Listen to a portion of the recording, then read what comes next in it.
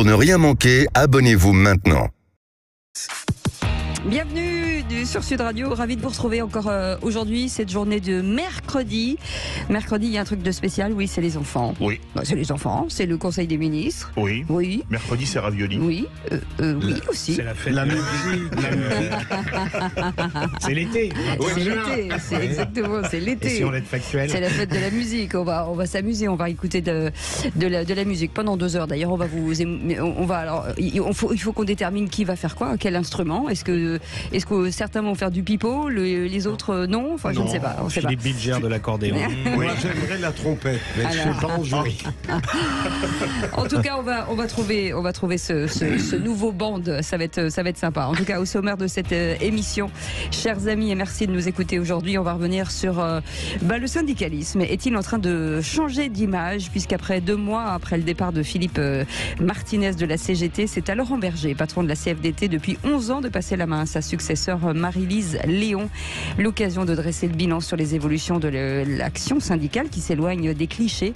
Je cite sur ce qu'a dit le patron de la CFDT, Laurent Berger, plutôt l'homme, qu'est-ce qu'il a dit ? Je cite, l'homme plutôt âgé, plutôt en colère, qui gueule. C'est la fin, justement.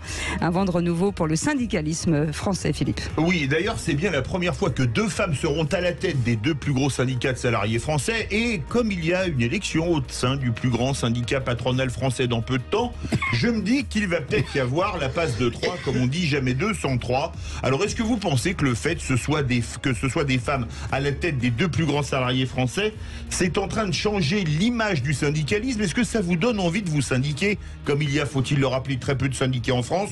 Ou est-ce que pour vous, ça ne change rien ? Dans les 2 cas de figure, on attend votre avis au 0826 300 300. Et donc à cette question, le syndicalisme est-il en train de changer d'image ? Vous dites oui à 63%. Et on va revenir sur cette info du jour, le soulèvement de la terre, la défense de l'environnement légitime-t-elle les violences qualifiées d'éco-terroristes ?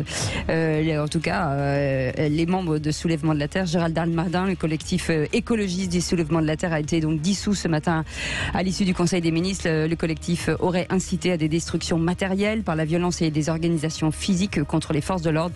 Jusqu'où peut-on aller pour défendre le climat, Philippe ? Oui, d'ailleurs, le porte-parole du gouvernement, Olivier Véran, l'a rappelé, le recours à la violence n'est pas légitime dans un état de droit. Alors est-ce que pour vous, au nom de la sauvegarde de la planète, on doit pouvoir tout faire, tout, y compris faire usage de la violence ? Ou est-ce que non, il y a quand même une chose qui s'appelle l'état de droit, comme l'a dit le ministre, et que, écoutez, les gens ont voté pour un gouvernement, s'il ne veut pas changer de politique écologique, vous votez pour un autre la fois suivante. Dans tous les cas de figure, vous pensez que c'est légitime, vous pensez que ça ne l'est pas, on vous attend au 0826 300 300. Et à cette question, la défense de l'environnement légitime-t-elle la violence ? Vous dites non à 81%. Vous souhaitez la bienvenue, les vraies voix, jusqu'à 19h. Les vraies voix Sud Radio. Philippe Bilger est avec nous comme chaque jour et on est ravis de l'accueillir à chaque fois. Ça va, Philippe Bilger ? Très bien, très bien. Beau costume, beau sourire, comme d'habitude, fringant. Olivier D'Artigol. Pas de cravate aujourd'hui. Non. Non, parce que je devrais la mettre tout à l'heure. J'ai préféré être décontracté avec vous. Ouais, ne détachez pas trop de boutons, Philippe. Ça pourrait nous énerver.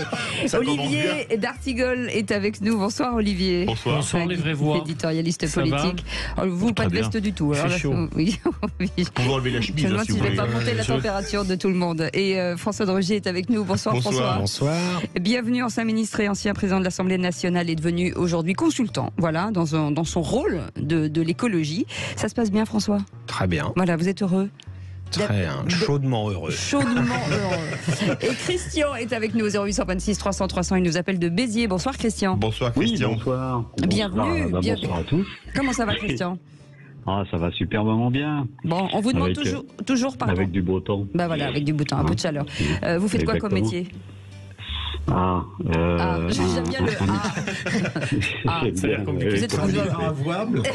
Vous n'êtes pas obligé de le dire. Absolument pas Vous n'êtes pas avouable. obligé de le Voilà, dire. vous avez entièrement raison, absolument pas avouable, puisque le premier métier que j'ai aujourd'hui, c'est un métier de retraité. Ah, Et très le bien. deuxième métier est un métier de pilote. Et j'apprends aux gens à piloter. À piloter les avions. Voilà. Oui. Ah, magnifique. Oui, pas des Oui. caddies au supermarché. Piloter les voitures aussi. Oui, ça vole un peu moins haut. Hein. Ça dépend dans quelle On région dirait, vous êtes. maintenant, l'heure de vol va bientôt coûter moins cher que le caddie, mais bon. Voilà, exactement. Oui, ça va En être plus, il y a une voiture qui porte le nom d'un avion. Oui, Si la vous avez Rafale. vu que, voilà. Renault Ouais. Rafale, oui. Absolument, Et absolument. Renault a ressorti le fait qu'il y a très longtemps, il construisait des avions. C'est Et il y en vrai. avait un qui s'appelait Rafale. Ouais. Absolument. Ouais, je trouve ça très joli pour, aussi, comme pour oui. une voiture Désolé le pour cette nom, Rafale. publicité Gratuite. involontaire et totalement Vous gratuite. pouvez nous la livrer tout de suite en 4 couleurs Elle n'est pas différentes. encore en concession. Vous démarrez en trompe, François. Mais électrique, toujours en électrique, François de Rugy. C'est la force du vent. C'est ça. En tout cas, aujourd'hui, François de Rugy avait raison. C'est l'été. Écoutez.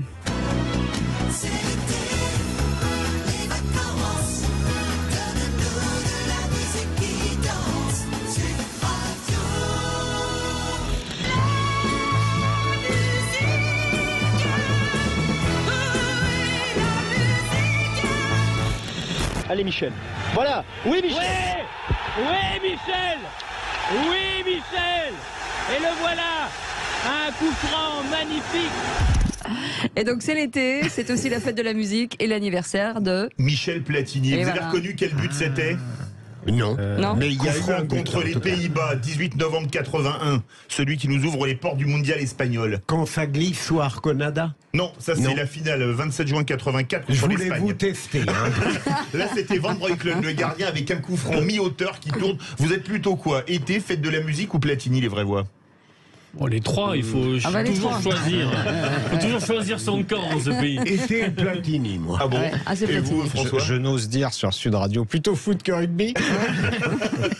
Été et par ailleurs fête de la musique. Ah ben, vous frisez Non le mais c'est placage. sympathique, vous- la fête de la Attention. musique. Je ne sais pas si vous avez remarqué, on entend déjà de la musique depuis ce matin dans Ouais. différents Ah bon lieux, Ouais. même dans des entreprises. C'est vrai. J'étais dans une grande entreprise à la Défense ce midi et dans le hall, il y avait des gens qui jouaient déjà de la musique. On peut remercier quand même Jack Lang, La quasiment grève, immortel d'avoir absolument. créé cette Ouais. fête de la musique 82. qui continue à non seulement survivre, mais on peut dire à se développer. Non, il a fait un Mais je peu trouve de- qu'on plus en de 40 entend ans. moins des fêtes de la musique. Je trouve qu'il y a moins de groupes Non, qu'il n'y avait avant. Non, non. Oui, Ou alors c'est je- vrai, mais ça- la grève en musique, c'est génial. hein. Ouais. Tout à l'heure, Philippe Bilger chantait Caruso devant l'immeuble de Sud Radio. Vous pouvez nous faire la démonstration? Non. Pourquoi cette Non, timidité? non, parce qu'il le fait qu'une fois. Alors, une fois, c'est la bonne. Allez, tout de suite, vous parliez du procureur, tout de suite, c'est le réquisitoire. Les vraies voix Sud Radio, le réquisitoire du procureur, Philippe Bilger. Et vous voulez requérir contre l'engagement d'élus saints de leur écharpe tricolore aux côtés de migrants en violation de la loi. Oui, alors il y a des réquisitions sur lesquelles je suis moi-même incertain. J'ai appris que, évidemment, des migrants avaient été délogés au cours de la nuit, alors qu'ils étaient à peu près 500, je crois, devant le Palais Royal. Et évidemment, il y avait des élus LFI au sein de cette multitude.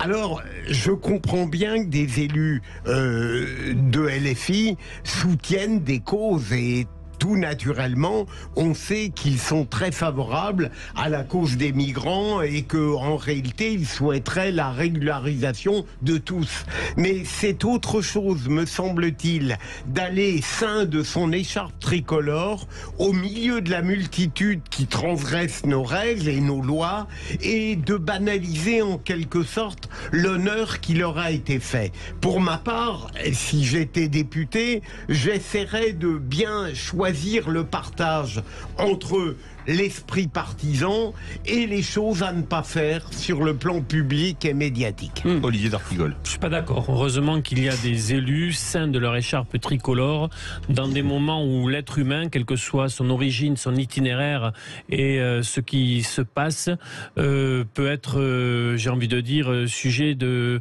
si ce n'est de maltraitance, tout au moins de comportements qui parfois peuvent poser problème. Je suis content qu'il y ait des élus en écharpe pour, et je l'ai fait, pour interdire des expulsions locatives. Ce sont des François moments très Drugy. douloureux. Pourtant, l'expulsion locative est prononcée. Mais quand on a progressé depuis d'ailleurs, pas toujours, mais avec la loi Dallot. Mais quand le droit opposable au logement, quand la famille est expulsée, il n'y a pas de solution, heureusement qu'elle est élue, et le plus souvent l'élu local. Quand il y a certaines mobilisations et que les choses se passent mal, c'est bien aussi qu'il y ait des parlementaires ou des élus locaux. Après, une autre chose est de se fondre dans cette multitude si elle a des comportements véritablement anti-républicains, créant le désordre, ça c'est autre chose. Mais être là, j'ai envie de dire, quasiment en observation, pourquoi pas? François Drugy. Moi, je suis un peu comme Philippe Bilger. Je crois que ça finit par poser un problème, que les élus, je rappelle, ceux qui peuvent porter l'écharpe tricolore, c'est les maires. Éventuellement les adjoints au maire par délégation du maire, mais normalement ils ne devraient pas le faire en présence du maire, et les députés, les sénateurs. Voilà, c'est les seuls élus, hein. Tous les autres élus n'ont pas d'écharpe tricolore. Et c'est... Non. Mais c'est une écharpe aux couleurs de la région. Non, oui, voilà. C'est un moyen, y compris, d'être repéré. Alors on voit bien qu'aujourd'hui, pour moi, c'est détourné. Parce que ceux qui font cela dans des manifestations illégales, quelles qu'elles soient, ou en s'opposant à l'application de la loi, eh bien ça pose un problème pour moi sur l'exercice même du mandat. Un maire, je le rappelle, a des pouvoirs de police. Donc il est chargé, parmi d'autres, de faire appliquer la loi. C'est pas lui qui fait la loi. Il peut prendre des arrêtés, etc. Mais ce n'est pas lui qui fait la loi. Et un député ou un sénateur fait la loi, mais ce n'est pas lui qui est chargé de la faire appliquer. Il y a la séparation des pouvoirs. Et donc, c'est un problème que des élus utilisent leur écharpe tricolore pour essayer de faire obstacle, parce que c'est ça la réalité, pour faire obstacle à l'application de la loi. Absolument. Moi, je suis très choqué, parce qu'on le voit de plus en plus, que des élus aillent avec leur écharpe tricolore dans des manifestations interdites.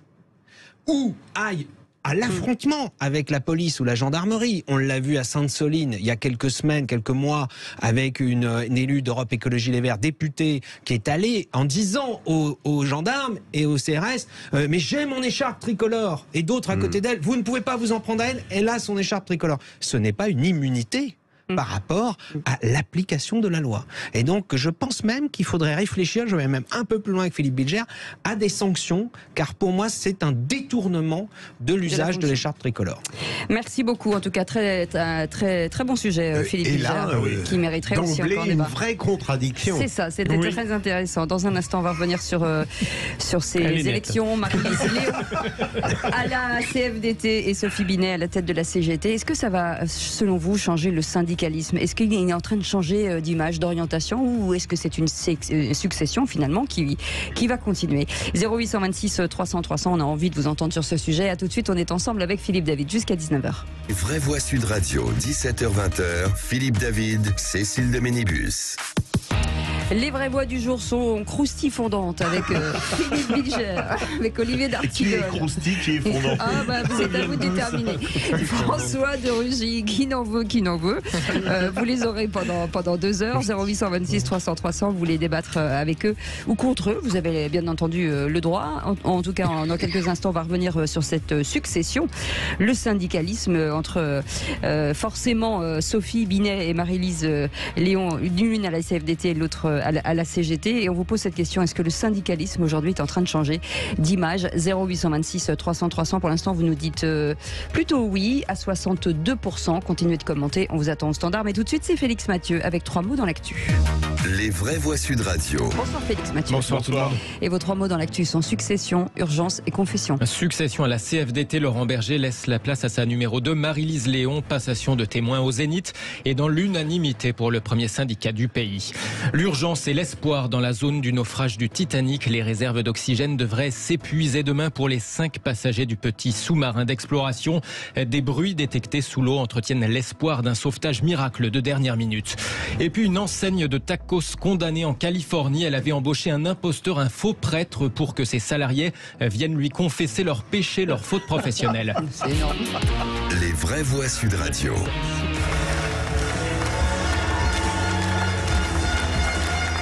Du gros son, de la grosse ambiance et du gros score à la CFDT. 100% des voix pour la nouvelle secrétaire générale. Qui dit mieux à part Staline ou Fidel Castro? En tout cas, concernant celui qui tire sa révérence à la tête de la CFDT. Je crois aux forces de l'esprit. Et je ne vous quitterai pas. Alors, non, pas les adieux de Mitterrand, s'il vous plaît. Ceux de Laurent Berger, tout à l'heure, ragaillardi. Après 11 ans aux manettes d'une CFDT devenue premier syndicat du pays, la centrale Orange, réformiste, renforcée par l'épisode retraite. 46 000 adhérents revendiqués en plus depuis janvier. Ne laissons pas retomber ce qui a été créé par cette mobilisation partout en France. Alors oui, de cette période, il faudra tirer les fils. Mais il ne m'appartiendra plus de le faire. C'est ensemble que nous allons commencer, mais c'est surtout vous qui le ferez dans les semaines et les mois à venir. Vous le savez, c'est mon dernier discours en tant que secrétaire général. Je ne veux donc surtout pas préempter l'avenir. Il n'y aura pas d'ombre sur la CFDT. Il n'y aura pas de figure tutélaire de la CFDT. Il n'y en a jamais eu, il n'y en aura jamais. Ce sont celles et ceux qui seront aux manettes dans les mois et les décennies à venir qui continueront de construire la CFDT. Je peux juste vous dire que nous pouvons être fiers de ce que nous avons construit durant ces 11 années à militer ensemble. Laurent Berger, salué par son ex numéro 2, la désormais secrétaire générale de la CFDT, Maryse Léon. Je suis très honorée, je suis très fière. Je sais que c'est une énorme responsabilité. On s'est préparé depuis quelques mois, mais c'est le jour où ça arrive qu'on se rend bien compte de ce que ça implique. Moi, je pense que j'ai beaucoup de chance de prendre la suite de Laurent parce que la maison, elle se porte très bien. Elle est très cohérente. Il y a beaucoup de cohésion, beaucoup de solidarité interne. Je sais qu'en plus, voilà, les travailleurs, ils nous attendent au tournant, ils comptent sur la CFDT, donc ça met, je dirais, du piment au mandat. Maryse Léon, secrétaire générale de la CFDT, ici au micro de nos confrères de Ouest France. Elle accède à la tête de la centrale à l'âge de 46 ans, succession beaucoup plus consensuelle qu'à la CGT, où la direction sortante avait été mise en minorité avant l'élection surprise de Sophie Binet pour ce qui est de la CGT. Un petit commentaire, il y a de bons retours sur cette nouvelle responsable de la CFDT. J'aime énormément depuis quelques mois Laurent Berger, et je l'ai répété ici, j'aime énormément également la cohérence qu'il y a entre le fonctionnement interne d'un syndicat dont la tonalité démocratique est exemplaire et le message que ce syndicat a diffusé à l'extérieur. François Drogy ou Olivier d'Artigol? Olivier, je m'étonne qu'on puisse toujours s'étonner de l'accession de femmes à des responsabilités. Une femme est à Matignon, une autre est au Perchoir. D'autres ont exercé, que ce soit dans la vie politique ou dans la vie syndicale, des responsabilités de premier plan. Rappelez-vous Nicole Notat, concernant le syndicalisme. Et donc, il y a toujours ce petit côté, tiens, une femme, quelque chose qui relève d'un sujet qui, pour moi, n'en est plus un. Surtout, moi, j'ai envie de répondre à la question que vous posez aux auditeurs. Moi, je crois que ça ne change rien. Alors, peut-être en termes d'image, et encore, comme l'a dit Olivier d'Artigol, la CFDT a déjà eu une femme à sa tête, Nicole Notat, qui était plutôt vue comme une dame de fer, d'ailleurs, plus autoritaire quasiment que ses successeurs, François Chérèque ou l'actuel secrétaire général de la CFDT, Laurent Berger. Donc franchement, moi je crois que sur le fond, ça ne change rien. Et surtout, il faut les juger aux actes, que ce soit Sophie Binet ou Maryse Léon, sur leur action à la tête d'un syndicat. Par exemple, question plutôt qui devrait être posée, est-ce que l'intersyndicale, c'est ce que j'allais vous proposer comme CFDT va perdurer. Oui. Est-ce qu'elle va mieux fonctionner parce que c'est deux femmes qui sont à leur tête alors qu'avant c'était deux hommes? Je ne le crois absolument pas. Heureusement d'ailleurs. Ce sont des questions de fond. Ce ne sont pas des questions de forme. La question que l'on pose n'est pas forcément genrée. C'est juste une succession d'une personne à une autre. Oui. Et ensuite certains le voient par le voie de la femme et d'autres par le voie la voie de deux nouveaux, en tout cas, ou deux nouvelles chefs de file en fait. C'est juste ça, mais c'était pas du tout genré. Donc voilà, m'engueulez pas. Deuxième mot, l'urgence dans la zone de naufrage du Titanic. Il ne reste plus qu'un jour. L'oxygène devrait manquer demain si, comme on peut le penser, les 5 passagers du petit sous-marin d'exploration se trouvent à bord, sous l'eau. Des bruits captés par les appareils déployés sur place ravivent l'espoir de les retrouver vivants. Ces bruits pourraient provenir de coups portés régulièrement depuis l'intérieur du submersible. Ce soir, vers minuit, le navire français de l'Ifremer devrait arriver sur zone avec un petit sous-marin grande profondeur, comme nous l'explique Yann Obderbeck, responsable de l'unité système sous-marin à l'Ifremer. Il faut mettre en état opérationnel ce robot. C'est un gros système. Le robot lui-même est un objet de 5 tonnes environ. Il est alimenté par un câble qui se trouve sur le navire. Donc il y a jusqu'à 8 km de câble. Tout est piloté depuis la surface. Et ce robot possède des caméras, des projecteurs très puissants pour éclairer, et puis des bras manipulateurs, parce qu'il faudra intervenir sur ce sous-marin lorsqu'on le trouvera. Yann Obderbeck, responsable de l'unité système sous-marin à l'Ifremer, avec Jean-Jacques Bourdin ce matin sur Sud Radio. C'est une histoire, ça perturbe tout le monde. La curiosité de ce milliardaire aura créé un certain nombre. Je retiens le mot qui me venait à l'esprit. Il faut quand même se poser la question au-delà du sauvetage. C'est la première, évidemment, exigence que tout le monde a en tête. Si on peut sauver ses vies, il faut le faire. Mais imaginons les moyens que l'on déploie. C'est énorme. Là, vous vous rendez compte, le bateau de l'Ifremer, moi j'ai eu à superviser en tant que ministre un sauvetage par rapport à simplement un bateau qui avait coulé, par rapport aux marchandises qui étaient à l'intérieur, au risque de pollution. On est aujourd'hui capable, en effet, d'envoyer des robots sous-marins, mais avec personne dedans. Très profond, c'est 3000, 5000 mètres de profondeur.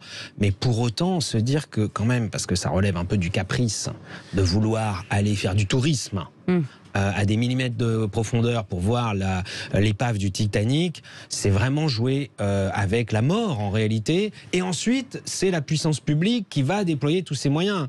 J'espère qu'à un moment donné, il y a une forme d'assurance privée de cette société qui, d'après ce que j'ai lu ici ou là, a été quand même déjà connue pour ne pas être très respectueuse de toutes les règles de sécurité, qui paiera tous ces frais de sauvetage. Il y a un compte à rebours effroyable. 1m40 sur 2m50, l'espace où 5 personnes donc cohabitent, avec des profils très différents. Ce milliardaire pakistanais et son fils, et le français, un spécialiste des fonds marins, du Titanic. Bon, certains anciens militaires et spécialistes véritablement. S'il y a des bruits toutes les demi-heures, c'est très certainement, on espère cela, très certainement quelqu'un qui connaît aussi la manière de communiquer avec les unités de secours. Mais on ne sait pas où j'ai appris aujourd'hui qu'il n'était pas forcément proche de l'épave, que les courants en fond marin étaient très importants et que la zone de recherche est très large. On est très en retard, pardon. Un troisième mot, c'est confession, avec cette méthode très étrange d'une chaîne de tacos californienne pour surveiller ses salariés. Et oui, elle a engagé un faux prêtre en espérant que les salariés aillent à confesse et avouent d'eux-mêmes leurs péchés professionnels. Monsieur le curé le disait naguère à la frêle enfant en proie au désir. On peut succomber, mais ne point faillir. Alors non, c'était pas Jean Ferrat en l'occurrence, mais c'était bien un vrai faux pasteur en mode chers ouailles, soulagez votre conscience. Combien de fois êtes-vous arrivé en retard cette semaine? Une affaire révélée par le ministère américain du Travail qui parle d'une des fraudes les plus éhontées auxquelles il a eu affaire. L'enseigne Taqueria Garibaldi a introduit cet homme présenté comme pasteur auprès de ses salariés. L'imposteur œuvrait pour leur extorquer des confessions, les encourageant à libérer leur conscience. En plus de ça, l'enseigne ne payait pas les heures supplémentaires. Alors au terme de l'enquête, un tribunal a condamné les patrons de cette entreprise à verser 140 000 $ d'arriérés de salaire et de dommages-intérêts à 35 employés. Voilà. En attendant, messieurs, vous irez à la confesse dans quelques instants. Si un faux Don Camillo a été appelé, je demande est-ce que le vrai Pépon a aidé ça. Est-ce que c'est Cécile de Ménibus qui joue le rôle de curé? Je peux vous dire que vous allez parler, messieurs. Vous allez parler. Vous avez vu le film Magnificat. Allez, vous restez avec nous dans un instant. On va revenir sur ce débat et sur cette question du jour. Est-ce que finalement le syndicalisme est en train de changer d'image avec ces nouvelles élections il y a 2 mois et aujourd'hui même? À tout de suite, on fait un petit point dans quelques instants. Les vraies voix Sud Radio, 17h-20h, Philippe David, Cécile de Ménibus. Et pour nous accompagner aujourd'hui, nos vraies voix du jour, Philippe Bilger, bien entendu, Olivier d'Artigol, éditorialiste politique, et François de Rugy, ancien ministre et ancien président de l'Assemblée nationale. Et vous au 0826 300 300 avec Christian qui nous appelle de Béziers, qui est notre vraie voix du jour. On est ravis de vous accueillir. Vous pouvez réagir quand vous voulez. Tout de suite, le grand débat du jour. Les vraies voix Sud Radio, le grand débat du jour. Je suis ravie de vous annoncer mon élection à l'unanimité au Bureau national. Nous ne lâcherons rien. Il n'y a pas de changement de ligne. La CGT est une organisation très cohérente aujourd'hui, mais il y a un changement de style forcément. Le problème, c'est que je peux plus dire LOL parce que je l'ai déjà dit, mais franchement, ça mériterait. Les défis sont majeurs, mais pour tous les syndicalistes, il y a des enjeux autour des transformations du travail, autour de la transformation écologique. On ne pouvait pas espérer mieux. La jeunesse prime, ça sera une belle tête d'affiche. Je compte sur vous pour casser la baraque et faire en sorte que ça soit inoubliable. Et donc ce mercredi, Laurent Berger quitte ses fonctions à la CFDT, passe le flambeau à Marie-Lise Léon, un peu plus de 2 mois après l'arrivée de Sophie Binet à la tête de la CGT. L'occasion de dresser le bilan sur les évolutions de l'action syndicale qui s'éloigne, selon lui, des clichés. Écoutez ce qu'elle a dit ce matin sur France 2.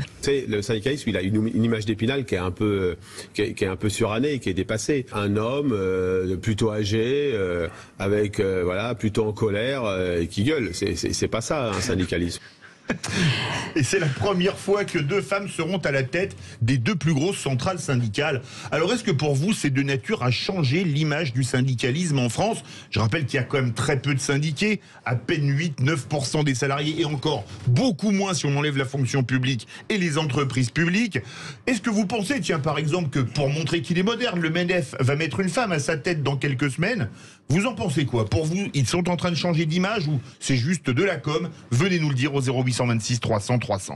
Et avec nous pour en parler, Joseph Touvenel. Bonsoir Joseph, merci d'être avec nous. Bonsoir. Vous le connaissez bien, c'est l'une des vraies voix aussi, directeur de la rédaction de Capital Social et secrétaire confédéral de la CFTC. Merci d'être avec nous. D'abord, Philippe Bilger, ce tour d'horizon du syndicalisme français qui prend une nouvelle tournure. Alors d'abord, tout à l'heure, François de Rugy a répondu à la question avant qu'elle soit posée, donc je connais son point de vue.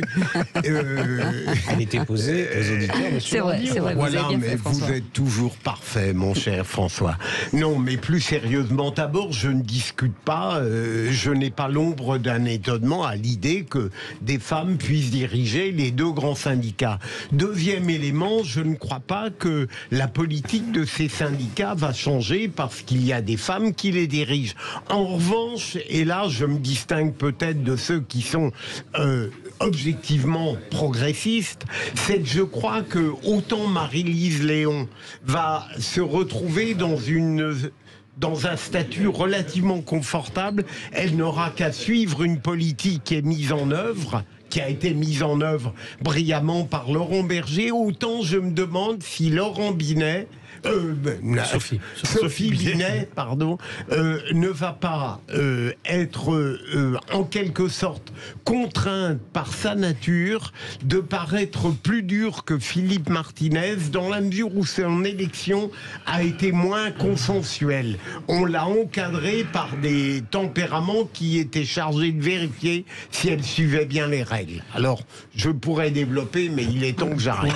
Olivier d'Artigol. Le point positif, il me semble, c'est le retour des syndicats et c'est un point, une actualité positive pour la démocratie sociale, parce que nous avons besoin de démocratie sociale. Nous avons besoin de reconstruire sur un certain nombre de sujets des compromis historiques. Et pour construire des compromis, il faut des syndicats. François de Rugy l'a dit tout à l'heure. Pour un syndicat, c'est pas tant le casting, savoir si on choisit un homme ou une femme. C'est d'abord une orientation syndicale. Discuter âprement lors de congrès qui durent plusieurs jours, où des questions sont véritablement instruites, discutées, parfois disséquées. L'une d'entre elles était bien évidemment l'avenir de l'intersyndical, sur quel sujet, à quel rythme, sur quelle question. Et les deux responsables syndicales ont un mandat. Sophie Binet a un mandat. Madame Léon a un mandat. Le tout est de savoir si ces mandats respectifs, il y a par exemple une différence dans les mandats entre les deux syndicats aujourd'hui sur la question des retraites et la manière de continuer le combat et la riposte à la politique gouvernementale. Comment des points d'accord vont pouvoir continuer à s'inscrire à l'agenda pour l'étape 2 d'une intersyndicale, ça reste à construire. C'est une question d'ailleurs passionnante à suivre. François de Rugy.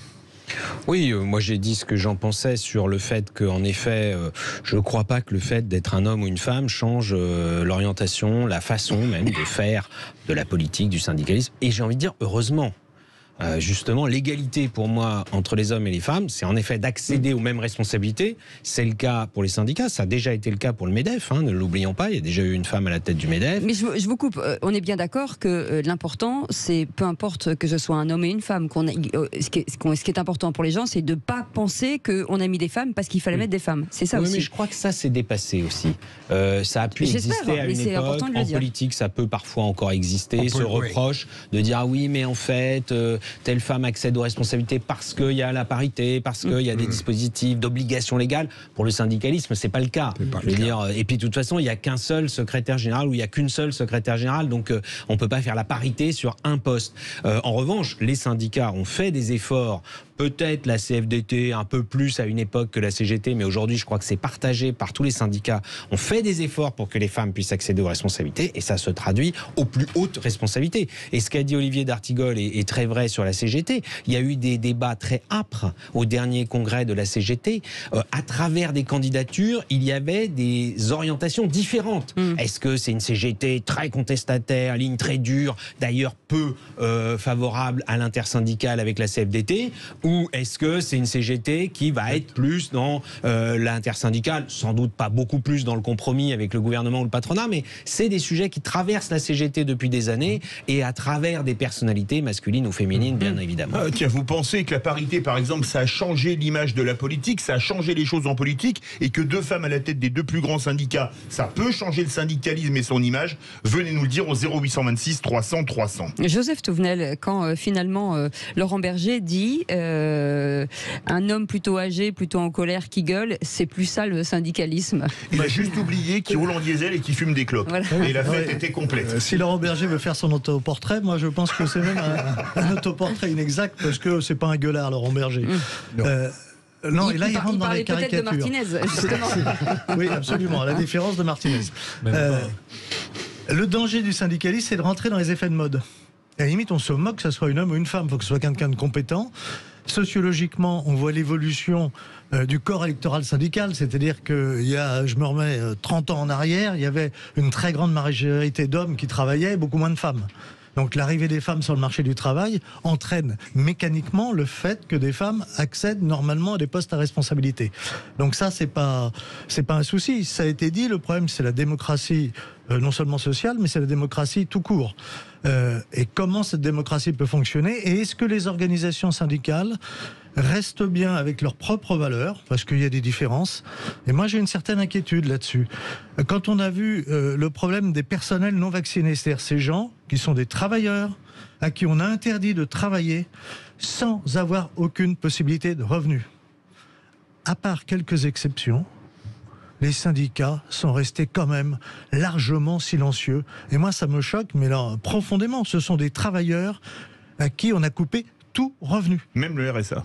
C'est quand même... on n'a jamais vu ça. C'est une mesure particulièrement dure.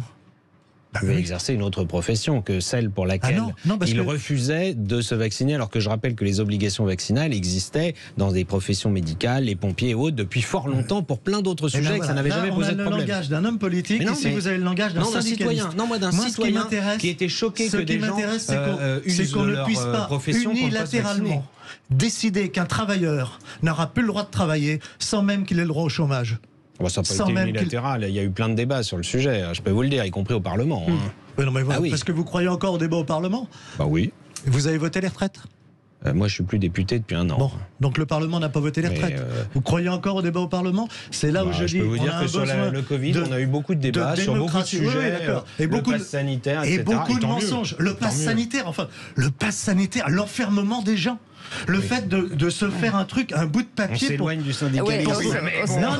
Vous n'avez réussi à sortir Joseph Touvenel de ses gonds.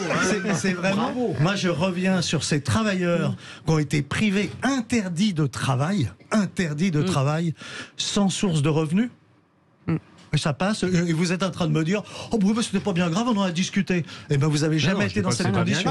Moi, je trouve ça très grave de ne pas vouloir se faire vacciner quand on est infirmière. Alors, non. Il n'a pas dit ça. Les 0826 300 300, Christian est avec nous de Béziers. Bonsoir, Christian.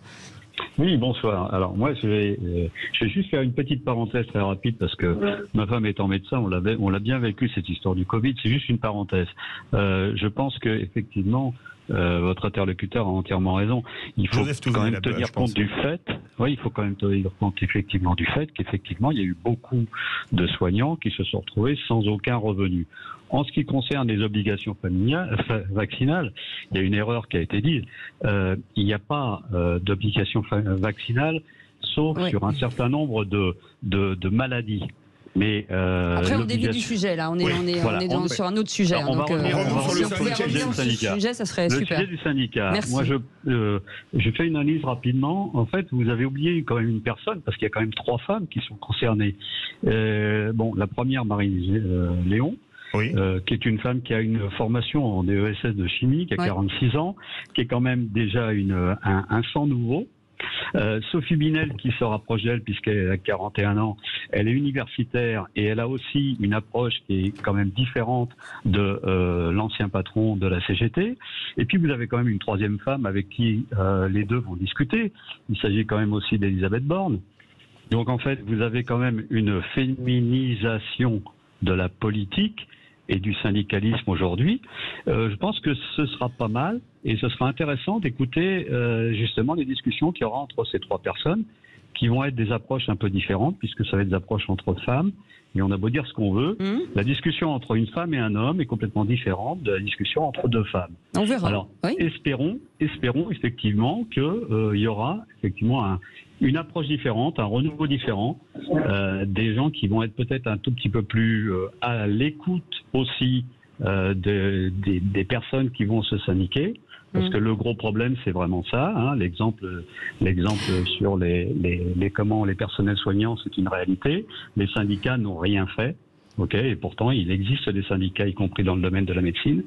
Et ça, c'est un petit peu lamentable. En tout cas, merci beaucoup. Un syndicat, il doit effectivement, lui, intervenir et protéger ses syndiqués. Sinon, il ne va pas servir à grand-chose. En tout cas, ce qu'on dit de ces deux femmes à la tête de ces syndicats, qu'elles sont très ouvertes à la discussion. Et ça, c'est très important aussi. Très ouvertes à la discussion. En ce qui me concerne, de l'extérieur, je ferai une grande distinction entre Sophie Binet et Marie-Lise Léon. Mais je ne suis pas un spécialiste du syndicat. Marie-Lise Léon. Joseph, si vous me permettez, je vais vous poser une question.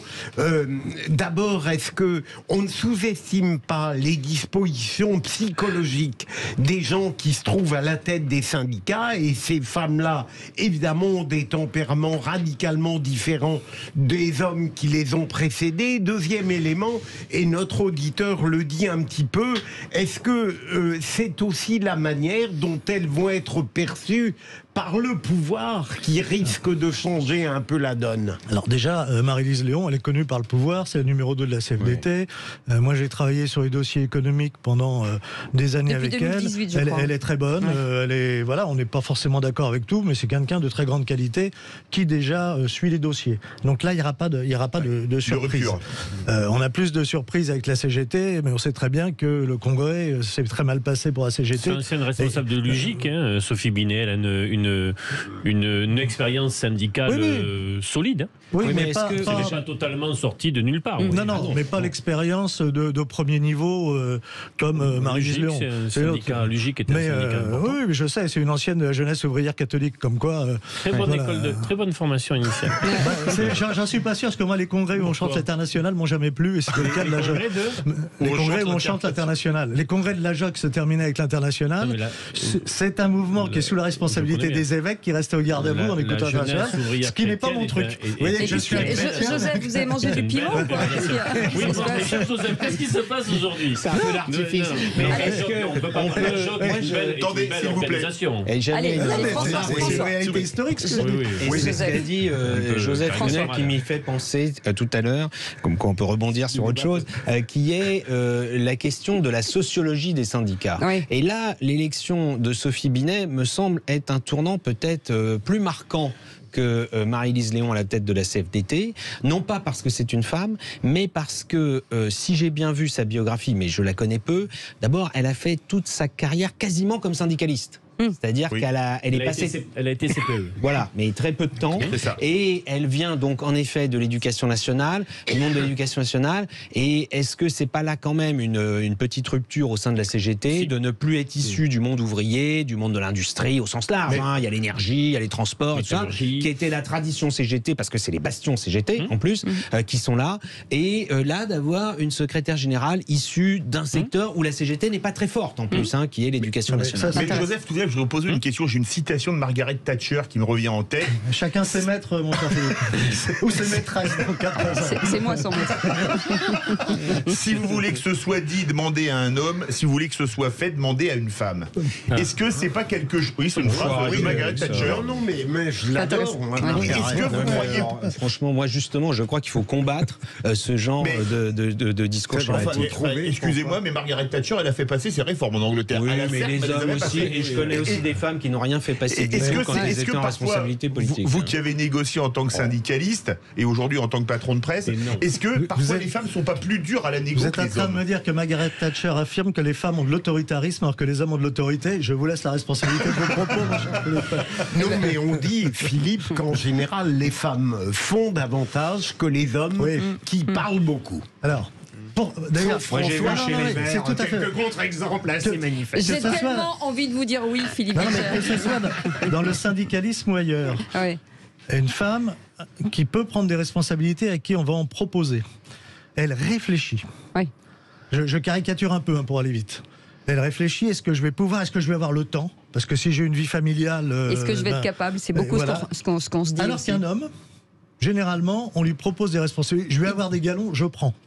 Et c'est vrai, on le constate. Alors c'est pas exactement toujours ça, mais c'est quand même, c'est quand même pas neutre. Il y a un peu de ça. Et la femme, une fois. Mais j'ai beaucoup d'exemples dans la vie politique, toute sensibilité confondue, où des femmes peuvent fonctionner exactement comme vous venez de le dire pour la jante masculine. Absolument. Vraiment, hein. Et ben voilà. Ouais, je fais des effets de masse. Bien sûr, on trouve, mais on peut trouver. Les amis, vous restez avec nous. Joseph Touvenel, on vous donne une petite camomille, mais vous restez avec nous. Oui, vous allez le contraire. Le quiz de l'actu dans un instant. Ils sont 4. Ça va être fameux ce moment-là. Restez avec nous. On revient dans un instant. Bienvenue dans Les Vraies Voix. On a presque constitué une équipe de foot, je vous le dis tout de suite. C'est un truc mais vous êtes arbitre, vous êtes 2 moins d'arbitre. Il nous manque que les commentateurs ils jouent qui en seraient double. plus nombreux que les joueurs. Ouais, on mettrait un filet, on serait à Roland-Garros. Ils jouent en double. Voilà, en tout cas, on est ravis de vous accueillir et de vous accueillir chez nous avec Philippe Bilger, avec François de Rugy, avec Olivier d'Artigol. Et on a gardé Joseph Touvenel. Et bien entendu, Christian de Béziers qui est avec nous. Allez, tout de suite, c'est le quiz de l'actu. Les Vraies Voix Sud Radio, le quiz de l'actu. Et donc, mon cher Christian, vous allez devoir choisir votre adversaire. J'ai bien dit adversaire. Est-ce que c'est Philippe Bilger? Est-ce que c'est François de Rugy? Ou est-ce que c'est Olivier d'Artigol? Puisque notre ami Joseph Touvenel va se rallier à la majorité. Ce sera bien la première fois d'ailleurs.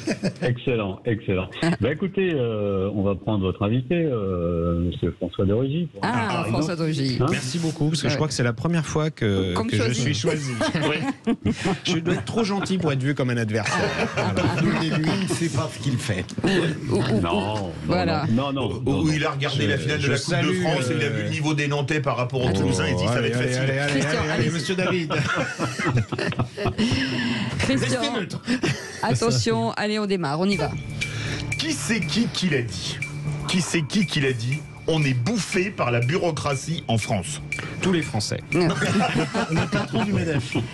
Non, c'est un patron. Un patron. Sophie Binet. Non, c'est un patron. C'est un patron. Non, il est un homme politique. Il est maire et patron. C'est pas Lisnard. Bonne réponse de Philippe Bilger. David Maire de France. Lisnard. Il est patron des maires de France. De métier, il est commerçant. Donc 2. Voilà. 2-0. Question, qui c'est qui l'a dit? Pour loger, il faut construire. C'est moi. Si, pas le laisser à quelqu'un. Bravo. C'est maintenant. Mais il vous avez vu comment il s'est rappelé ce qu'il a dit, ça lui a fait des trucs. J'ai dit, mais quelle justesse de propos.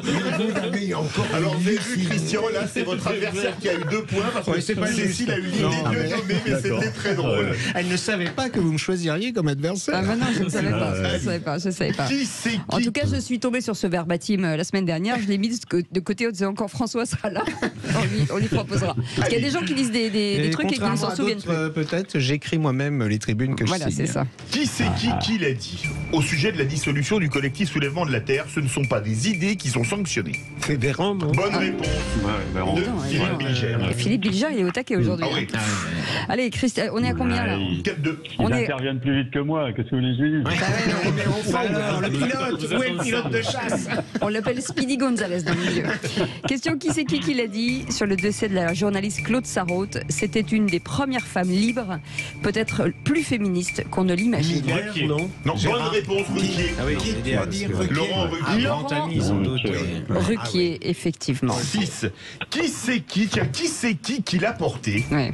Un collier sur lequel est écrit Rousseau. Il a été plus rapide ensemble. Elle a porté un collier à l'Assemblée nationale, Darmanin démission.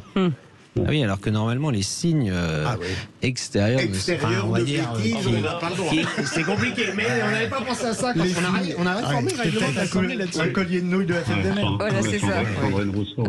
Allez, qui c'est qui l'a dit? Je ne laisserai pas ce gouvernement faire des écologistes le bouc émissaire de leur inaction climatique. C'est pas ton Delier. 6 bonnes réponses de Philippe Bilger dans une Il a réussi à faire ça sur un collier. Qui c'est qui l'a dit? Un festival, Philippe Bilger, aujourd'hui. Tiens, je vais aider quelqu'un. On crée des ponts d'or à Elon Musk, mais on est incapable d'interdire à Peugeot et Renault de délocaliser. Philippe Bilger. Non. J'ai essayé. Sophie Binet? Non. Non. Tu peux redonner? On crée des ponts d'or à Elon Musk, mais on est incapable d'interdire à Marine Peugeot Le et Pen, Renault de peut-être. délocaliser. Ah oui, Non. c'est Fabien Roussel. Voilà, Fabien Roussel. Alors, monsieur Dartigol. Ah oui, mais c'est comme Hier sur France Info. Ah oui, bravo. Dernière question. Il exagère parce que. Qui c'est qui l'a tweeté? Il y a un avenir dans l'aéronautique, il est français, il est là. Emmanuel Macron. Bonne réponse de François Drugy. François Drugy. Eh bien François, vous n'êtes pas ridicule. Oui, 12 cartes. Non, bien. En revanche, Joseph Touvenel... C'est uniquement par politesse, hein. Je propose qu'on relance le débat sur les soignants non vaccinés. La mauvaise foi du syndicaliste est de retour. Merci beaucoup Joseph Touvenel d'avoir été avec nous pour rester. Et bravo pour le vélo. Allez, on revient, les amis, on revient dans un instant. 0826 300 300. Vous voulez bien entendu commenter l'actualité avec nous. Vous êtes les bienvenus dans cette bonne humeur. On sera ravis de vous accueillir. On est ensemble jusqu'à 19h avec Philippe David. À tout de suite. Et avant de reprendre cette émission, une information qui vient de tomber. Une violente explosion s'est produite ce mercredi aux alentours de 17h dans le 5e arrondissement de Paris, à proximité du Val-de-Grâce. On est en direct avec notre envoyé spécial. Dario Divial est avec nous. Bonjour. Bonjour tout le monde. Merci. Est-ce que vous avez plus d'informations? Est-ce qu'on sait ce qui s'est passé? Oui, alors on se trouve actuellement dans le 5e arrondissement du Val-de-Grâce. Alors, aux alentours de 16h, une façade s'est effondrée et aurait pris feu dès notre arrivée sur Paris. Tout de suite, on a senti une forte odeur de gaz dans les rues. Plusieurs immeubles ont été incendiés, mais pour le moment, en tout cas, les pompiers ont l'air d'avoir éteint ces incendies. Alors, il y a une énorme mobilisation policière et des secouristes sur place. Les militaires sont également présents. Alors, aux dernières informations de ce que l'on sait, il y a, en tout cas pour le moment, 4 personnes trouve en urgence absolue.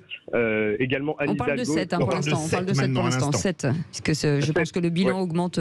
Oui, alors il doit augmenter au fur et à mesure. On avait 4 il y a encore quelques minutes. La maire de Paris et la maire du 5e arrondissement, Anne Hidalgo et Florence Berthou, sont sur place et devraient s'exprimer normalement dans peu de temps. Dans les rues, les gens sont pour regarder. Certains attendent même de pouvoir rentrer chez eux.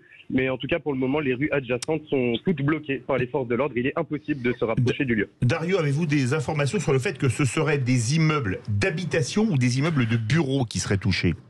Alors pour le moment, les rues sont bloquées, donc on ne peut pas réellement s'approcher. Les policiers qui bloquent les rues ne donnent pas vraiment d'informations.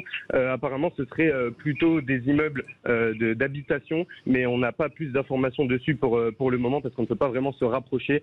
Comme j'ai dit, les gens attendent même de pouvoir rentrer chez eux. Donc pour le moment, pas vraiment d'informations sur ce point-là. Merci beaucoup, Dario Divial. Merci beaucoup. Et si vous avez des informations, bien entendu, on vous ouvre l'antenne. Vous restez avec nous.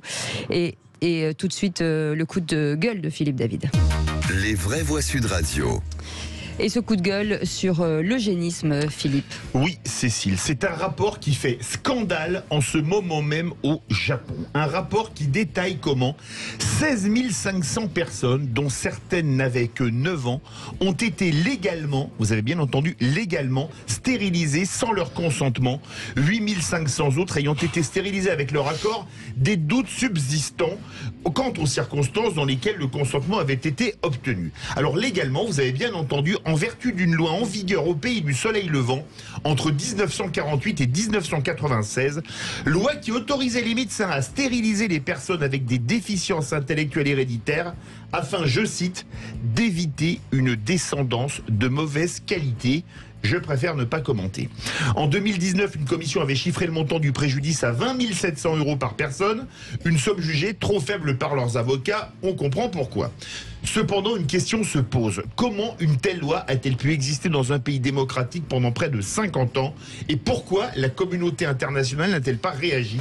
Deux questions qui se posent et qui nous rappellent qu'il faut toujours rester vigilant sur les questions d'éthique et d'eugénisme qui peuvent, on l'a vu dans le passé, mener au pire. Merci beaucoup Philippe David, cette information était terrifiante. Absolument. C'est fou.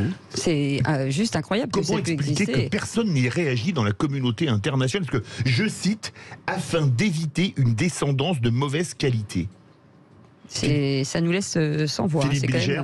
Je ne sais pas, sinon que à l'égard de tragédies encore pire, il y a une indifférence du monde occidental, je pense et qui trouve toujours des excuses pour n'être pas intervenu. Au fond, on considère que chaque pays est maître chez soi, même pour le pire. C'est assez dramatique. Mais là, il y a une dimension anthropologique, une dimension... Absolument. Mais je n'avais pas lu cette information. J'avoue que c'est Cécile qui me l'a donné et qui m'a dit ça ferait un très bon coup de gueule et je suis tombé de l'armoire en lisant ça. Oui, c'est sûr que... François Drugy. C'est en plus là, ça correspond quasiment mot pour mot à la définition de l'eugénisme. Ah bah oui, c'est pour ça que j'utilisais le mot eugénisme. Vraiment dedans, alors que parfois le mot est utilisé de façon, à mon avis, abusive dans bien des cas, dans des débats que nous avons chez nous, en France, dans un pays démocratique. Mais là, en effet, ça laisse sans voix tellement on a du mal à imaginer que l'on puisse faire des choses pareilles. Merci beaucoup en tout cas, Philippe David. Tout de suite, le top clic sur Sud Radio avec notre ami Félix Mathieu. Les vraies voix Sud Radio, c'est le top clic. Et Félix, on va revenir sur cette énorme explosion qui a retenti dans le 5e arrondissement de Paris aux alentours de 16h30. Avec ce tout dernier bilan, 7 blessés en urgence absolue, 9 en urgence relative. Explosion de gaz, un immeuble s'est effondré, plusieurs autres sont en feu en plein centre de Paris, donc dans le 5e arrondissement. Vers 17h30, le premier adjoint au maire du 5e arrondissement de la capitale, Édouard Civelle, a tweeté « Habitant du 5e, une explosion de gaz vient de se produire place Alphonse Lavran dans le quartier du Val-de-Grâce. Des immeubles incendiés, restez à distance pour permettre aux pompiers d'intervenir. » Et la préfecture de police ensuite de renchérir quelques minutes plus tard. Intervention en cours rue Saint-Jacques à Paris 5e. Évitez le secteur, laissez les secours, les policiers intervenir. Selon le Parisien aujourd'hui en France, l'explosion a eu lieu dans une école de musique américaine. Rien ne permet de déterminer l'origine du sinistre à ce stade, en tout cas, affirme le parquet après cette explosion dans le 5e arrondissement de Paris. Merci beaucoup Félix Mathieu. Vous restez avec nous dans un instant. On fait le tour de l'actu des vraies voix, 0826 300 300 et on vous tient bien entendu informé de cette explosion qui a eu lieu dans le 5e arrondissement aux alentours de 16h30. On parle de 16 blessés dont 7 graves et on vous donne les informations au fur et à mesure. Vous restez avec nous, on fait une petite pause et on revient dans un instant. Bienvenue dans les vraies voix avec Philippe Bilger, François Drugy, Olivier D'Artigol et vous au 0826 300 300 pour le tour de l'actu des vraies voix. Oh, dites, je vais envoyer les actualités. Vous venez les voir dans la cabine? Je vais vous raconter une histoire pas banale. Et vous me racontez pas votre petite journée? On a assez perdu de temps comme ça. Le tour de table. De l'actualité. Et donc ça claque dans le jingle. Et Philippe Bilger, pourquoi le caractère apparemment homophobe de certaines agressions est-il retenu avec réticence ou pas selon les parquets? Oui, j'ai été frappé en lisant ce matin l'agression dont a été victime l'adjoint au maire de Montreuil. On lui a tendu un guet-apens, il a été agressé, attaqué, et il est clair, il y a eu des insultes évidemment homophobes, et le parquet compétent, pour l'instant en tout cas, a décidé de ne pas retenir la circonstance aggravante d'homophobie. Je serais curieux de savoir pourquoi.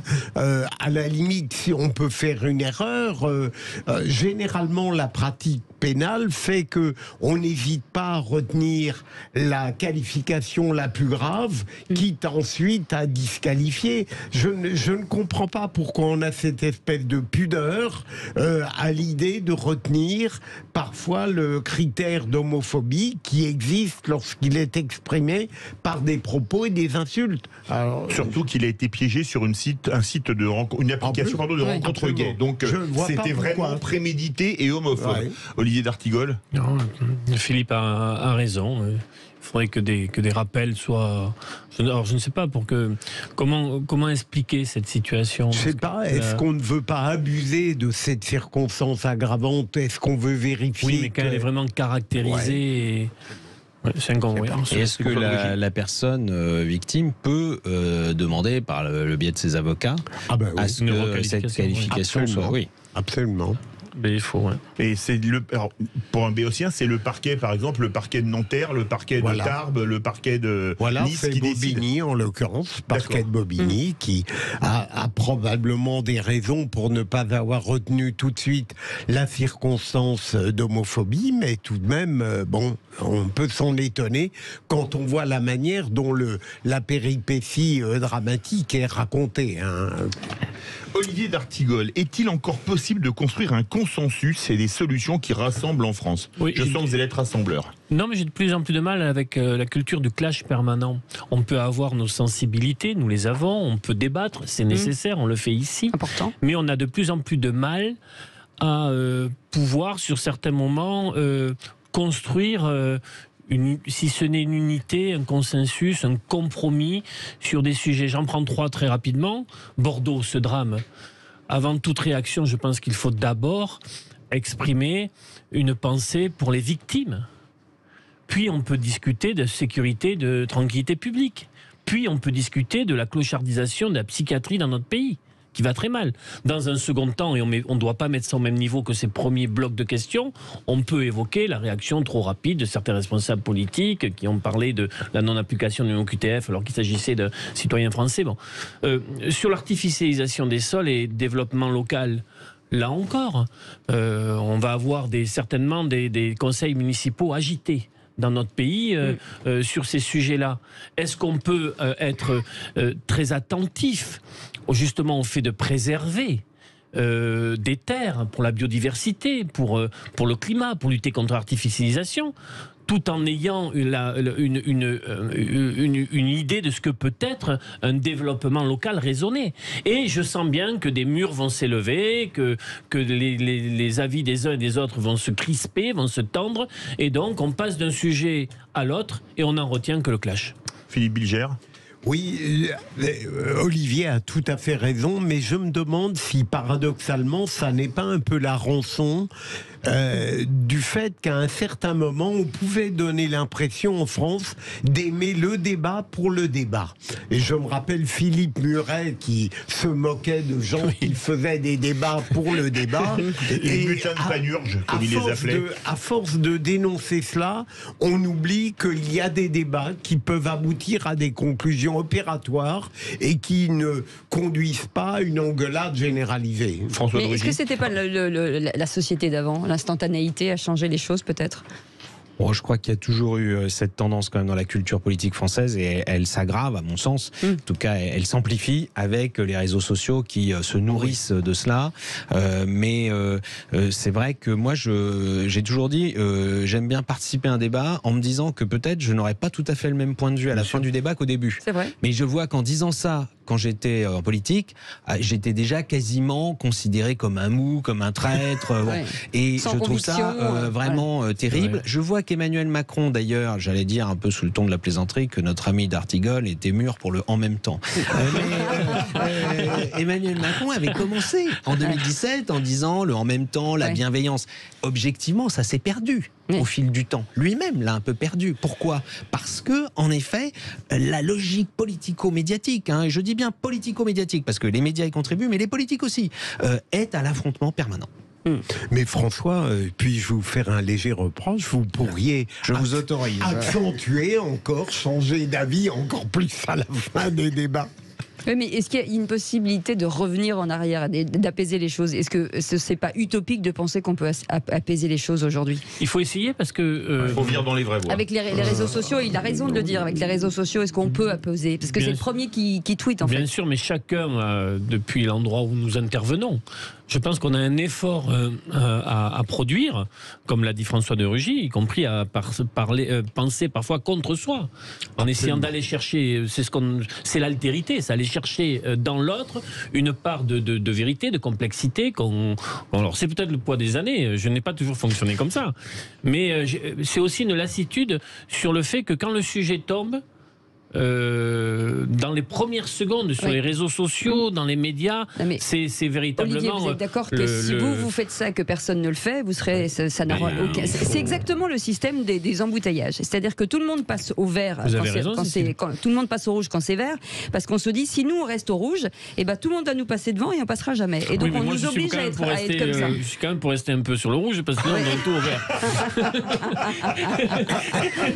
Moi je suis quand même pour respecter les règles, y compris dans la circulation, et ça permettra peut-être d'apaiser les choses. Non, mais plus sérieusement, je pense que, en effet, c'est très dur de revenir là-dessus, mais il faut notamment que les élus ou les syndicats, par exemple, tiennent sur l'idée qu'il faut avancer par des compromis. On n'avance pas par des affrontements, c'est pas vrai. Ou en tout cas, il y a le temps du débat qui peut être une forme d'affrontement, puis à un moment donné, que ce soit au Parlement, que ce soit dans les négociations entre syndicats et patronat, on tisse un compromis. Mais qui pour le faire? Les élus. Les élus et les responsables syndicaux et patronaux. Mais si, et les maires, par exemple, je pense, les sujets qu'évoquait Olivier, les maires dans leur commune, je pense qu'ils ont encore cette possibilité parce qu'ils ont des mandats de 6 ans et ils peuvent à la fin dire voilà ce qu'on a fait. Ceux qui restent, parce que... Mais je dirais, il ne faut même pas parler de ça, même dans les débats les plus fins médiatiques, combien réellement écoute l'autre? Pas beaucoup. François de Rugy, votre tour de table, il reste 2 minutes 10 pour faire réagir tout le monde sur la crise du logement. Ça va être aussi rapide que possible. Mais sur le logement, moi, ce qui me frappe d'abord, c'est qu'on ne parle pas énormément de ce sujet. Et dans la tribune que citait Cécile de Médibus tout à l'heure, que j'ai faite il y a 10 jours, je dis on s'emballe plus. Les médias, les débats politiques, médiatiques, à l'Assemblée, partout, vont s'emballer sur le prix de la farine, de l'huile, de l'essence. C'est important. C'est dans la vie de tous les jours. Mais le logement, c'est pas les mêmes sommes. 20% d'augmentation sur 1 kilo de farine à 1 euro, ça fait 1,20 €. 20% sur un logement qui coûte 200 000 €, 300 000 €, 400 000 €, on parle tout de suite de sommes en dizaines de milliers d'euros. Et donc aujourd'hui, c'est ce qui se passe, parce que aujourd'hui, avec la hausse des taux d'intérêt, on a perdu en gros 20 à 25% de pouvoir d'achat sur le logement. Et donc, il faut absolument prendre le taureau par les cornes, et il ne faut pas perdre de vue une chose simple. En effet, pour loger, il faut construire. Pourquoi? Parce que la population française augmente. Et donc, on ne peut pas satisfaire la demande de logement si on n'a pas un effort permanent qui ne doit jamais s'arrêter. Ça veut dire qu'il faut densifier les villes? À certains endroits, oui. Alors que d'autres disent non? Et oui, mais il faut, si on refuse qu'il y ait des logements qui se construisent là où on habite, autour de soi, etc., or malheureusement, c'est ce qui se passe dans beaucoup de communes, eh bien, on aggrave indirectement la crise du logement. Le nombre de jeunes couples qui ne peuvent plus accéder aujourd'hui au crédit immobilier. Là, on a passé la barre des 4%. Ou plus. Voire plus. C'est une véritable bombe, ce sujet-là. Et les gens divorcés, séparés, qui restent ensemble sous le même toit, parce qu'ils ne peuvent pas acheter ou louer un autre logement. Les familles qui, objectivement, sont dans des logements trop petits. C'est ça la réalité qu'on vit aujourd'hui, et je trouve qu'on en parle très peu. Et il faut absolument, en parler, et prendre des mesures. Bon, ça, c'est un côté positif. Peut-être qu'ils se remarieront, peut-être. Et on voit bien optimiste, Madame de Rieu, et auront beaucoup d'enfants. Un peu de poésie dans ce monde de brut. Allez, restez avec nous, on fait une petite pause, on revient dans quelques instants avec François de Rugy, avec Philippe Bilger et Olivier d'Artigol. Et vous, au 0826 300 300, on va revenir sur la dissolution des soulèvements de la Terre contestés par les défenseurs du climat. Restez avec nous. Les vraies voix Sud Radio, 17h-20h, Philippe David, Cécile de Ménibus. Bienvenue dans Les Vraies Voix. On va revenir juste quelques instants sur cette explosion dans le 5e arrondissement de Paris. La façade d'un immeuble s'est effondrée. Plus de 200 pompiers sur place. Au moins 16 blessés, dont 7 en urgence absolue. Et notre envoyé spécial Dario Davial a pris un témoignage au micro. Écoutez. J'étais chez moi, les fenêtres ouvertes. J'ai ressenti une énorme détonation. Ça a tremblé. J'ai tout de suite regardé par la fenêtre. Au début, il n'y avait rien. Ensuite, j'ai vu de la fumée. Tout le monde est sorti de chez eux, donc je suis descendue aussi. Je suis allée voir parce que j'ai des amis d'enfance qui habitent à côté. Et en fait, tout de suite, on nous a dit attention, il peut y avoir une deuxième explosion de gaz, donc on est revenu par ici. Et c'était impressionnant, c'était une grosse détonation. J'habite à Marseille d'habitude, donc j'ai vécu Tivoli il n'y a pas longtemps, et là, de l'entendre d'aussi près. Et surtout, j'ai eu peur que ce soit un immeuble où je connais des gens. J'espère que ça va pas être comme à Tivoli. Et ouais, c'est assez angoissant de rester ici et de pas trop savoir ce qui se passe, de voir les gens qui savent pas vraiment ce qui s'est passé. Et c'est un témoignage au micro de Sud Radio de Dario Davial. Vous restez avec nous tout de suite, le coup de projecteur des Vraies Voix. Les vraies voix Sud Radio, le coup de projecteur des vraies voix. Et le gouvernement a annoncé ce matin la dissolution du collectif écologiste des soulèvements de la terre, récemment qualifié d'écoterrorisme par Gérald Darmanin. Le collectif aurait incité à des destructions matérielles par la violence et à des agressions physiques contre les forces de l'ordre. Pour protéger le climat, la violence est-elle légitime, Philippe? Pas pour Emmanuel Macron qui, en marge de la COP27, il y a presque un an, avait déclaré que rien de juste et de légitime ne justifie une violence à l'égard d'autrui. Alors est-ce que vous pensez qu'au nom du droit à l'environnement, on a le droit d'utiliser la violence contre les biens ou contre les personnes? Vous pensez exactement le contraire? On vous attend pour réagir au 0826 300 300. Avec cette question, la défense de l'environnement légitime-t-elle les violences? Vous dites non à 82%. Vous nous appelez 0826 300 300 et pour en parler, Marc Lomazzi est avec nous. Bonsoir, merci d'avoir accepté notre invitation. Vous êtes journaliste, auteur du livre Ultra Ecologicus, les nouveaux croisés de l'écologie, publié chez Flammarion. Avant de revenir vers vous, Philippe Bilger, le soulèvement de la terre, un collectif difficile de dissoudre, un collectif même si il y a des représentants, même s'il y a des avocats, il y a forcément, en tout cas, une organisation. Est-ce que c'est une bonne chose, finalement? Absolument. Alors, j'espère que la dissolution pourra être opérée, même si je crains le pire de la part des juridictions administratives le moment venu.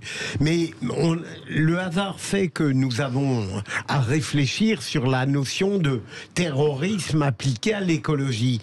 Et je me demande si une piste très modestement évoquée ne pourrait pas être précisément le partage. On a le sentiment que de la part de certains écologistes, la philosophie écologique, la volonté de diffuser un projet écologique n'est absolument pas centrale, ni même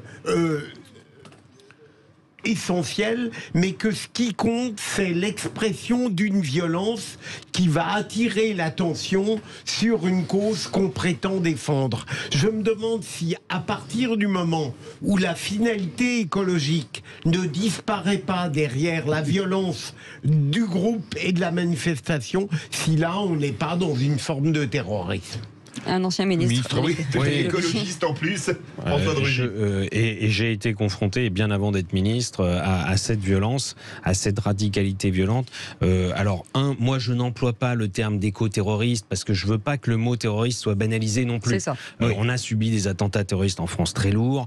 Heureusement, les gens qui commettent ces actes de saccage, de sabotage, de violence, en Grande-Bretagne, ils disaient éco-warriors, donc guerriers, ne sont pas allés jusqu'à commettre des attentats. On peut se poser la question quand même de savoir s'ils ne cherchent pas à semer une forme, sinon de terreur, en tout cas de peur. Par exemple, chez les agriculteurs, ce qui s'est passé à Nantes, enfin juste à côté de Nantes, avec les maraîchers nantais, il y a quelques jours, relève sans doute un peu de cela. C'est-à-dire, si vous ne vous soumettez pas à nos desiderata sur l'interdiction de certains produits, sur l'interdiction de l'agriculture intensive, eh bien, on ira saccager vos cultures. C'est évidemment inacceptable. Et moi, j'irai plus loin que ce qu'a dit encore Philippe Bilger. L'écologie n'est qu'un prétexte. Ces personnes-là, pour moi, leur combat, ce n'est pas l'écologie. Leur combat, c'est un combat anti-État, anti-entreprise, anti-capitaliste. C'est un combat d'extrémistes, extrême gauche, anard. C'est une espèce de pot pourri de combat qu'on a retrouvé sur Notre-Dame-des-Landes à une époque, qu'on retrouve sur d'autres sujets, qui se promènent d'ailleurs en France. Ça a été Sainte-Soline, bien sûr, avec le stockage de l'eau. Mais sur le fond, c'est dramatique parce que si jamais il venait à l'idée, à d'autres courants d'idées, de faire pareil. Admettons que chez les agriculteurs, par exemple, les maraîchers nantais disent, eh bien, puisque nous avons été victimes de ces arrachages, de ces saccages, nous allons aller au hasard dans une exploitation bio, chez des maraîchers bio, et nous, on va aller pulvériser le traitement partout parce que on en a marre de ces gens qui ne font rien contre les ravageurs. Vous imaginez un peu la société dans laquelle on irait? Ce serait catastrophique. Rapidement, pour laisser la parole à notre invité, il est parfaitement possible de condamner très clairement, sans aucune complaisance, les actes des violents qui s'en prennent aux forces de l'ordre ou à des exploitations, tout en jugeant que cette décision politique et de communication politique de dissolution est une erreur, est une bêtise, dans le sens où je suis quasiment sûr, puisqu'il ne s'agit ni d'une association, ni d'une ONG, que c'est protéiforme, que selon le moment ça change. s'est constitué parfois de la Confédération paysanne, d'attaque qu'on ne veut pas dissoudre, que le Conseil d'État va être au rendez-vous. Ça me fait penser à d'autres affaires où, par exemple, sur l'Iman Iqwisen, on donne le sentiment d'une autorité politique, mais après, l'autorité de l'État est mise en difficulté, même dans sa communication, dans ses décisions, par des décisions juridiques qui tombent. Donc je trouve que c'est un vrai sujet, mais que la réponse donnée par l'exécutif aujourd'hui n'est pas opérante. Marc Lomazzi, vous êtes journaliste, auteur du livre Ultra Ecologicus, les nouveaux croisés de l'écologie, publié chez Flammarion. Le mot veut tout dire, les nouveaux croisés. Est-ce que quelque part, pour eux, la violence ne se justifie pas parce qu'ils ont un côté messianique pour sauver le monde ? Oui, sauver le monde, sauver la planète, oui, c'est évident, il y a un peu de ça. On est rentré dans une nouvelle ère de l'écologie qui n'est plus l'écologie politique qu'on a connue, qui n'est même pas l'écologie, le militantisme à la Greenpeace, etc. C'est complètement autre chose, c'est-à-dire l'alliance entre plusieurs forces, et c'est là que c'est important de le souligner. D'abord, le syndicalisme paysan. On a affaire à des gens qui se sont installés très souvent comme paysans à l'occasion de Notre-Dame-des-Landes, un peu comme les établis dans les années 70 allaient à l'usine. Donc le syndicalisme paysan, les associations locales de l'environnement, et c'est pour ça que dans toutes les pétitions, les listes de soutien, etc., vous avez énormément d'associations, et puis des écologistes radicaux qui ont une particularité en France, qui sont très anticapitalistes, avec un discours à la fois qui mélange, effectivement, vous avez raison, qui mélange l'anarchisme, le communisme libertaire, le municipalisme, l'écologie profonde, enfin voilà. Donc il y a un fondement idéologique qui est une espèce de syncrétisme de toute l'ultra-gauche et l'écologie. Mais ce qui manquait à ce mouvement, c'était une méthode, une philosophie d'action qui permette de fédérer tous ces gens, et c'est ce qu'on fait les soulèvements de la Terre. Et ça, vous avez une note des renseignements territoriaux très, très récente qui a bien décrypté ce phénomène-là. Pour vous donner un exemple, moi, pour ce livre que vous avez cité, j'ai été voir les renseignements territoriaux pour leur parler d'écologie radicale. À l'époque, ils m'avaient dit... Bon, écoutez, l'écologie radicale, franchement, nous, entre le nationalisme corse et le terrorisme islamiste, franchement, l'écologie radicale, c'est pas notre sujet. Ils ont progressé. Ils ont progressé depuis. Mais la menace... Et votre livre est récent, il date de 2022. Hein. Il date de 2022. Mais si on parle un instant de l'état de la menace terroriste en France, personne de sérieux n'osera déclarer qu'on est face à une menace terroriste. Personne. C'est aussi simple que ça. C'est-à-dire que vous avez des gens qui, philosophiquement, sont passés de la désobéissance civile non violente, pour des raisons sur lesquelles on pourrait revenir. C'est pas tellement parce que c'est des gentils. C'est parce que l'idée derrière, c'est que vous ne pouvez pas avoir un mouvement écologiste qui rassemble le plus grand nombre si vous êtes violent. Donc il faut la désobéissance civile non violente. Et puis vous avez en face de ça des gens qui ont considéré que c'était voué à l'échec. D'ailleurs, les marches pour le climat n'ont rien donné. Les actions symboliques ne donnent rien. Donc il faut passer à un autre stade, y compris de la violence, qui n'est pas une nouveauté dans le mouvement social. Dans le mouvement ouvrier, on a connu beaucoup de violence. On a connu les Gilets jaunes qui étaient extrêmement violents. Je ne reviens pas à la Révolution française. Bon. Mais bon, en tous les cas, des gens qui disaient il faut aller sur tous les terrains, du recours juridique à l'action directe. Si vous avez en face de ça un État ou un gouvernement qui décide d'aller sur ce même terrain-là, c'est-à-dire qu'à chaque fois qu'il y aura des violences, je vais faire de la répression brutale. Et on a vu effectivement à Sainte-Soline, par exemple, entre la première manifestation de l'automne et celle du printemps, on a multiplié les forces de l'ordre quasiment par 2. Et on a balancé sur les manifestants, sans trop de discrimination, je crois que c'était de l'ordre de 5000 grenades, dont des grenades explosives. Si vous allez là-dedans, vous risquez un mort. Si vous avez un mort, vous avez un martyr. Si vous avez un martyr, vous avez un mouvement qui va encore plus se durcir.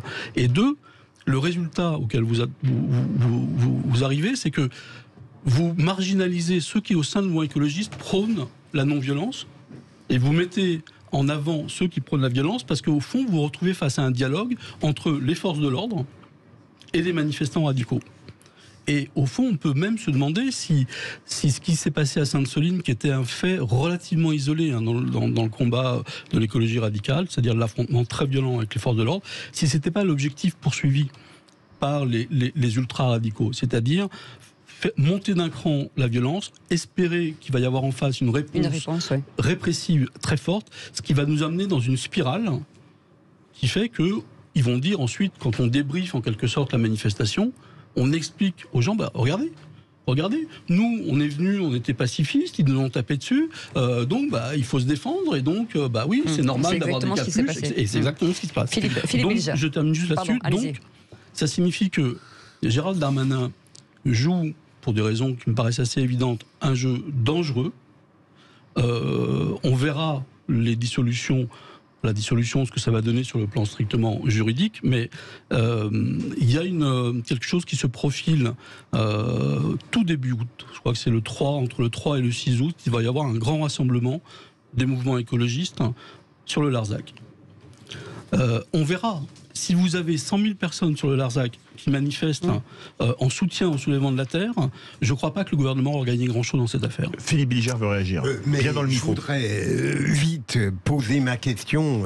Est-ce que vous n'avez pas l'impression que ce que vous avez décrit et tous les autres mouvements un peu sauvages, spontanéistes, des révoltes ponctuelles avec la violence, est-ce que au fond, ça n'est pas la succession d'antagonisme parce qu'on avait perdu les bonnes vieilles fractures d'antan? Je veux dire, à l'époque où la politique institutionnalisait les antagonismes, on avait le Parti communiste, on avait la lutte des classes, c'était confortable, on savait bien tout, les adversaires étaient... Et aujourd'hui, j'ai l'impression que c'est un immense chaos vindicatif. Non, il y a une réponse factuelle à votre question. Il y a une réponse vraiment factuelle, qui est que quand on observe les mouvements politiques radicaux, on s'aperçoit que l'extrême gauche et l'ultra gauche se sont écologisés, se sont verdis, tandis que de leur côté, les écologistes radicaux se sont rougis, si j'ose dire. C'est-à-dire qu'il y a une alliance classique, mais il y a une alliance aujourd'hui qui est opérationnelle et opérante entre l'ultra gauche et le mouvement écologiste radical. C'est très intéressant de voir que la France insoumise a un programme aujourd'hui, a dans son programme une dimension écologiste et de planification écologiste qui est en quelque sorte un débouché, qui pourrait être un débouché politique à toutes ces manifestations qu'on voit aujourd'hui. Et donc, c'est ça la réponse à votre question. C'est que, effectivement, à la lutte des classes à la papa, on substitue une lutte des classes puissance 10 parce qu'on y ajoute la dimension de l'urgence climatique qui est quelque chose qui traverse quand même profondément le pays. Vous avez en France, je pense, une majorité dans l'opinion pour déclarer que la situation est grave. Vous avez une minorité, mais une minorité très importante qui considère que l'inaction politique doit appeler une réponse très forte. Et vous avez dans les enquêtes d'opinion, une part non négligeable de la population qui est pour, y compris des actions violentes. Oui, et repris par les responsables politiques, Sandrine Rousseau, que tout le monde confirme cette violence. François Rugy, est-ce que la dissolution, alors c'est pas une personne morale, c'est un collectif, donc c'est assez difficile. Est-ce que ça veut dire que, ok, on va le dissoudre, et ça veut dire que dans 15 jours, peut-être, malgré ce que peut dire Olivier Véran, peut-être que dans 15 jours, 3 semaines, il y en aura un autre finalement? D'abord, moi je constate que, évidemment, malheureusement, selon les courants politiques, l'appréciation sur la dissolution n'est pas la même selon les circonstances. C'est ça. Je rappelle qu'il y a quelques mois ou un an, toute la gauche et même une partie de la majorité d'Emmanuel Macron réclamait par exemple la dissolution de Génération Identitaire. À ma connaissance, Génération Identitaire, que je ne défends en aucun point de vue et je suis en total désaccord avec eux, mais n'a jamais commis des actes de saccage ou d'affrontement violent comme ceux qui ont été commis par ceux qui se réclament de la bannière soulèvement de la Terre. Ils ont été dissous. Ça a été dissous. Et eux étaient constitués en association. Donc l'intérêt de la dissolution, c'est un ancien ministre de l'Intérieur qui a été Premier ministre de François Hollande, Emmanuel Valls pour ne pas le nommer, qui m'a raconté un jour, il m'a dit l'intérêt de la dissolution, c'est de déstructurer un peu une organisation qui, bien sûr, va se reconstituer après, mais qui va quand même, pendant un temps, marquer le pas parce qu'elle n'aura, par exemple, plus tous ses moyens financiers, etc. Là, on a des gens qui sont en effet plus subtils ils ne se constituent pas en organisation légale, on va dire. Oui, sauf qu'ils ont, des comptes Twitter, ils ont des logos, ils ont un nom. Je peux vous dire, à Nantes, on a eu pendant des années une structure qui s'appelait Nantes Révoltée. Qui a commis et revendiqué des actes violents, y compris contre des élus, tout un tas de manifestations, etc. Le ministre de l'Intérieur dit on va dissoudre, et là on se rend compte qu'ils n'ont pas de statut juridique clair. Bon, ils se sont empressés quand même de changer de nom, de renaître sous un autre nom. La dissolution n'a pas été faite, d'ailleurs, puisque de toute façon il n'y avait pas de... C'est quand même un problème aussi que des gens ne se constituent pas en association pour échapper à cette forme de sanction qu'est la dissolution. Et puis par ailleurs, ce qu'a dit notre expert, si on peut dire, est très intéressant, parce qu'en effet, il décrit parfaitement ce cercle vicieux dans lequel on peut très vite rentrer et que souhaitent ces gens-là, qui est un cercle de violence. Marc Lomazzi. Je rappelle une chose, alors je parle sous votre contrôle, mais je rappelle une chose à propos de Notre-Dame-des-Landes. Vous aviez, comme d'ailleurs aujourd'hui, on l'a bien senti, 2 lignes au gouvernement. Il y avait la ligne Manuel Valls, qui était ordre républicain. Notre-Dame-des-Landes, je rappelle, c'est quand même un territoire grand, en gros, comme la ville de Chartres, occupé pendant 10 ans de manière tout à fait illégale. Donc Manuel Valls, ordre républicain, Jean-Marc Ayrault, quand il était Premier ministre. On évacue, et Jean-Marc Ayrault, évidemment, j'allais dire le local de l'État, mais c'est un peu ça, qui défendait son aéroport à tout prix. Bon, et il y avait une autre ligne qui était quand même de dire, bon, essayons de discuter, de voir cet aéroport, etc. Le gouvernement lance l'opération César. 3000 gendarmes mobiles pour évacuer Notre-Dame-des-Landes. Ils se retrouvent face à des tracteurs, face à des manifestants, etc. Des images qu'on a vues à Sainte-Soline. Ils perdent la bataille sur le terrain, parce que probablement les gendarmes mobiles ne savent pas faire, le terrain n'est pas favorable, etc. Bon, pour des tas de raisons. Bref, on s'est retrouvé face à des manifestants qui, au fond, ont bénéficié de la ligne Valls, parce que ça leur a attiré plein de sympathie, et au final, lorsque Emmanuel Macron et Édouard Philippe sont arrivés, ils ont dit, pour sortir de cette situation, il faut abandonner l'aéroport de Notre-Dame-des-Landes, donc on donne le point et la victoire aux zadistes, et en même temps on évacue tout en les laissant sur place. Donc cette mécanique que je décrivais tout à l'heure de l'affrontement des radicaux contre les radicaux, ça amène souvent à la défaite du gouvernement. Et malgré le référendum. Allez, vous restez avec nous. Oui. On continue dans quelques instants avec vos appels au 0826 300 300. Vous êtes dans les vraies voix, on est ensemble jusqu'à 19h, à tout de suite. On est ravis de vous retrouver pour ces quelques minutes encore avec Philippe Bilger, François de Rugy et Olivier d'Artigol, et notre invité, Marc Lomazzi, journaliste, auteur de ce livre Ultra Ecologicus et les nouveaux croisés de l'écologie, publié chez Flammarion, et avec notre auditeur 0826 300 300. Christian, vous êtes avec nous et on revient sur la dissolution de ce collectif Soulèvement de la Terre. Quelle est votre réaction ? Écoutez, ce qui est inquiétant aujourd'hui, c'est que la violence, elle arrive partout. Donc, le ministre de l'Intérieur, il essaye de faire quelque chose, on ne peut pas lui en vouloir. Maintenant, la dissolution, l'utilité d'une dissolution, c'est d'éviter que les gens se donnent un certain nombre de moyens qui seraient plus ou moins légaux. J'ai bien dit plus ou moins, en fonction de son organisation. Donc, on ne va pas aller le critiquer, il essaye de faire quelque chose. Maintenant, je crois que la question, elle est beaucoup plus profonde, parce que cette violence, vous l'avez à la fois dans le domaine de l'environnement, mais vous avez dans tous les domaines de la vie aujourd'hui, vous avez de la violence. Donc à un moment, il faut peut-être essayer de se poser la question, qu'est-ce qu'on peut faire pour éviter effectivement cette violence un peu partout ? Oui. La répression systématique, ça ne sert strictement à rien. Allez taper un âne, il n'avancera pas. Donnez-lui une carotte, il va avancer. C'est ça. Vous voyez ce que je veux dire ? On va aller en acheter. Donc, il faut se poser une vraie question.